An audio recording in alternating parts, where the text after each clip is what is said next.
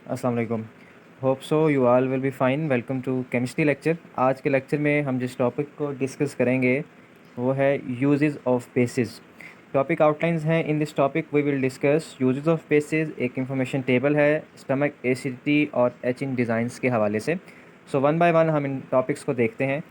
सबसे पहले हैं यूजेस ऑफ बेसिस। यहाँ कोई 5 to 6 बेसिस हैं जिनके यूजेस के बारे में बताया गया है। हम वन बाय वन इनको देखते हैं, स्टडी करते हैं। सबसे पहले है sodium hydroxide. Sodium hydroxide NaOH भी हम इसको कहते हैं, used for manufacturing of soap. Soap manufacturing के लिए, सोप बनाने के लिए सोप इंडस्ट्री में यूज़ होता है।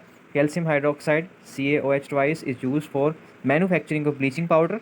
ब्लीचिंग पाउडर बनाने के लिए, softening of hard water, water जब हार्ड हो जाता है उसकी सॉफ्टनिंग के लिए। And neutralising acidic soil, soil की एसिडिटी को न्यूट्रलाइज़ करने के लिए, और लेक्स की एसिडिटी को न्यूट्रलाइज़ करने के लिए, जो कि एसिड रेन की वजह से होता है। जब एसिड रेन सॉइल पे गिरती है या लेक्स में गिरती है तो उससे सॉइल और लेक्स की एसिडिटी बढ़ जाती है। उसको न्यूट्रल करने के लिए हम कोई बेस यूज़ करते हैं, और बेस है calcium hydroxide. Potassium hydroxide is use in alkaline batteries. Alkaline batteries जो होते हैं ये बैटरीज़ हैं जो कि इसकी सोडियम पोटेशियम हाइड्रोक्साइड इसमें यूज़ होता है। Magnesium hydroxide is use as a base to neutralize acidity in stomach. Stomach में बाज़ एसिडिटी हो जाती है, हाइपर एसिडिटी हो जाती है, जो हम अभी डिस्कस करेंगे नेक्स्ट स्लाइड्स में। तो उसको न्यूट्रलाइज करने के लिए भी ये यूज़ होता है। It is also use for treatment of bee sting.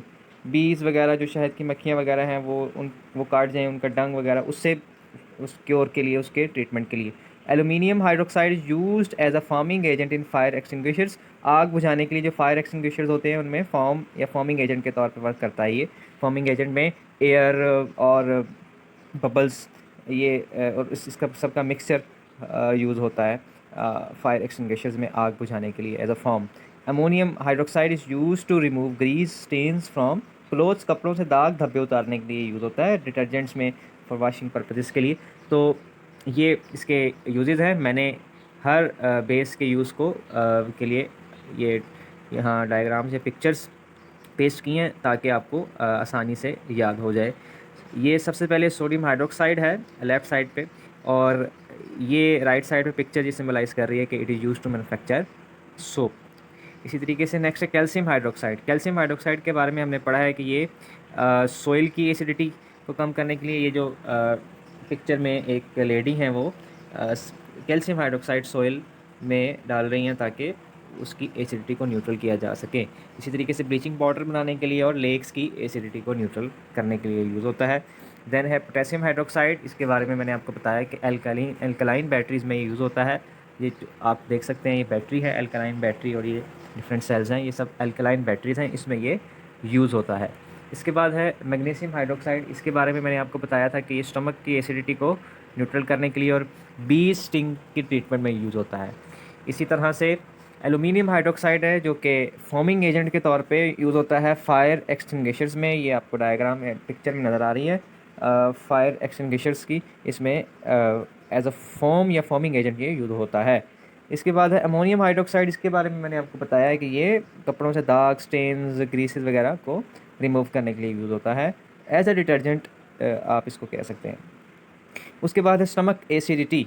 हमारे स्टमक में एसिड होता है, और कौन सा एसिड होता है? HCl, हाइड्रोक्लोरिक एसिड होता है। तो बाज़ ऐसा होता है कि ये एसिड बहुत ज़्यादा हाइपर एसिडिक कंडीशन हो जाती है, तो हम इसमें इस कंडीशन को देखेंगे। तो stomach secretes chemicals in regular way to digest food.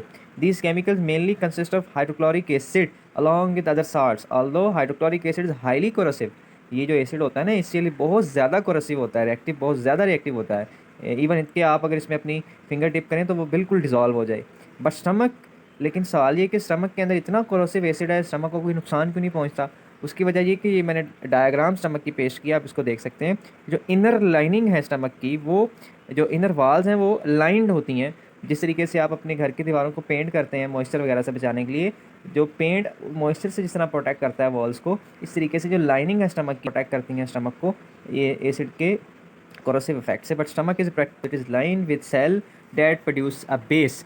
तो ये जो लाइनिंग है, इस स्टमक की जो इनर वाल्स हैं इनमें बेस प्रोड्यूस होती है जो इसके इफेक्ट को न्यूट्रलाइज करती है। तो base neutralize stomach acid. The important function क्या है दिस एसिड का? इस it is to break down chemical bonds of foods in digestion process. Digestion, हम खुराक खाना खाते हैं तो उसमें जो बॉन्ड्स होते हैं उनको ब्रेक डाउन करने के लिए। Thus big molecules of foods are converted into small ones. It also kills the harmful bacteria germs of certain foods and drinks. तो ये आपको पता होना चाहिए ACL का फंक्शन, उसका पर्पज़।